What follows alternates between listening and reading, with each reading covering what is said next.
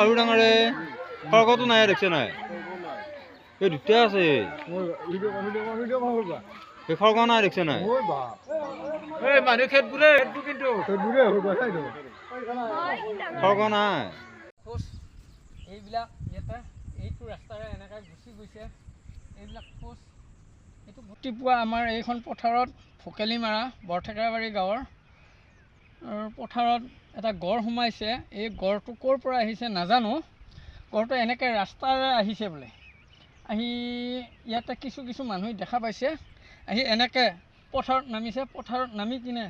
একদম ধানতলিৰ মাজে মাজে সি গড়টো আহিছে আহি এইবিলাক খোজ দেখিছেনে আপোনালোকে এইবিলাক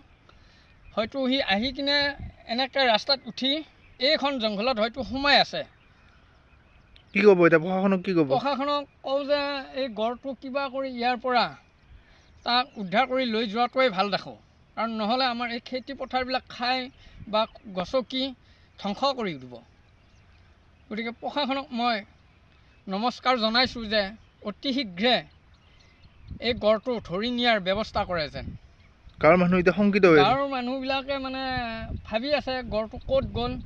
কি হ'ল ঠিক তেনেকুৱা ভাবি আছে কিন্তু তেনেকুৱা নহয় আজি আহিছে আকৌ যেতিয়া ধান পকিবৰ সময় হ'ব তেতিয়া যদি আহি যায় ধানবিলাকটো নষ্ট কৰি দিব মানুহবিলাকৰ ইমান টকা পইচা খৰচ কৰি কিনে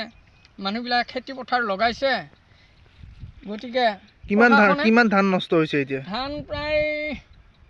1.5 কঠামান মাটি নষ্ট কৰিছে কাৰণ এনেকৈ গুচি গৈছে য'ৰ পৰা উঠিছে তোৰ পৰাই তাৰমানে গছকি মোহাৰি আহি আছে আৰু এফালৰ পৰা ৰাতিপুৱা আমাৰ এইখন পথাৰত ভোকেলিমাৰা বৰঠেকেৰাবাৰী গাঁৱৰ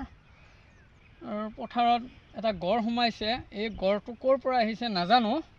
গড়টো এনেকৈ ৰাস্তাৰে আহিছে বোলে আহি ইয়াতে কিছু মানুহ দেখা পাইছে আহি এনেকৈ পথাৰত নামিছে পথাৰত নামি কিনে একদম ধানতলিৰ মাজে মাজে সি গড়টো আহিছে আহি এইবিলাক খোজ দেখিছেনে আপোনালোকে এইবিলাক হয়তো সি আহি কিনে এনেকৈ ৰাস্তাত উঠি এইখন জংঘলত হয়তো সোমাই আছে কি ক'ব এতিয়া প্ৰশাসনক কি ক'ব প্ৰশাসনক কওঁ যে এই গড়টো কিবা কৰি ইয়াৰ পৰা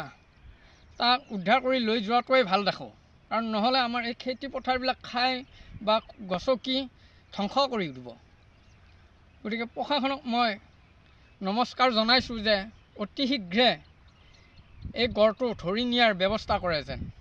গাঁৱৰ মানুহ এতিয়া শংকিত হৈ আছে গাঁৱৰ মানুহবিলাকে মানে ভাবি আছে গড়টো ক'ত গ'ল কি হ'ল